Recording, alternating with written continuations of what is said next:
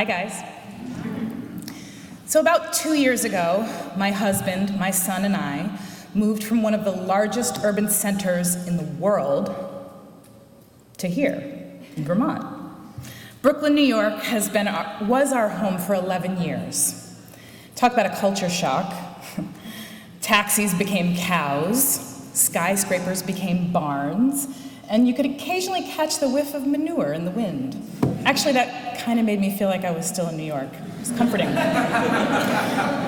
It was a welcome change, but it was also scary.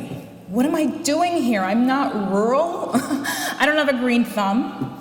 I am not at all a winter sports enthusiast. And I like to move lightning fast, speed which doesn't really fly when you're stuck behind a tractor on Route 7. I didn't have much time to dwell on any of that, because within 12 hours of moving here, I had my interview for a job in the business office. I jumped headfirst into my new life. I was excited about the possibilities, but I was worried about the outcomes, and I didn't know if I could make this place feel like home.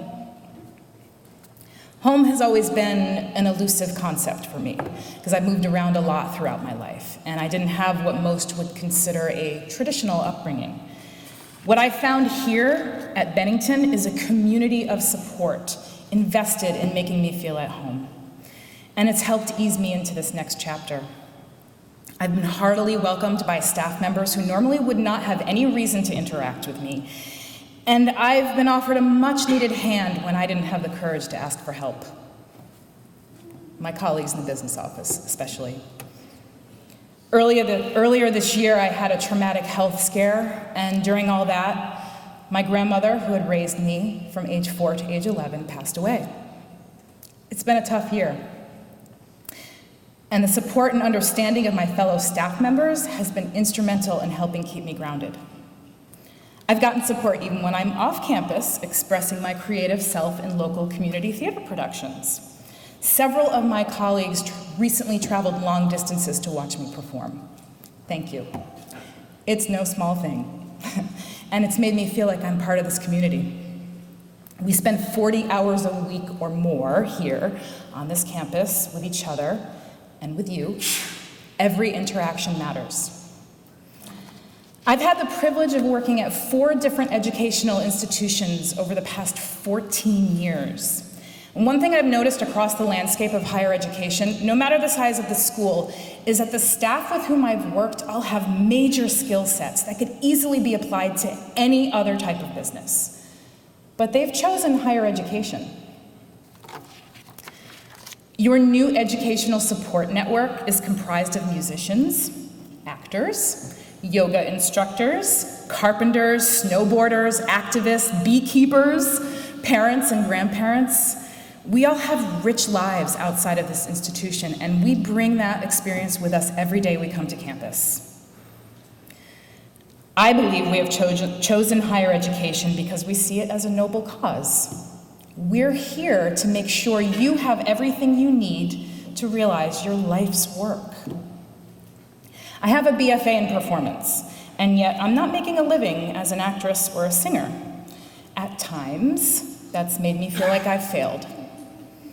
What I didn't acknowledge until fairly recently is that changing the path I had initially been so intent on traveling has taught me many valuable things, and they aren't all necessarily negative. Now that I'm here at Bennington and excited by the educational model it upholds, I've switched to focusing on what my life's work might be. I've come to realize after 14 years that higher education is part of my life's work. You are part of our life's work, and that is nothing remotely akin to failure. I suspect you will all have similar discoveries. You may find that the fieldwork term job you were really excited about just isn't the right fit for you, or that your initial plan has steered off course in a direction you did not anticipate. Changing course is often part of one's personal evolution. You might regroup and reimagine your life's work many times, and not just here at Bennington, but throughout the remainder of your days. And that's okay. It really is.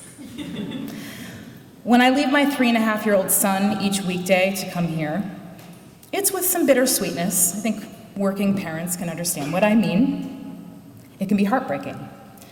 I'm absent in his life 5 days a week, 8 hours a day, so that I can be present here and hopefully make even a small difference in your lives.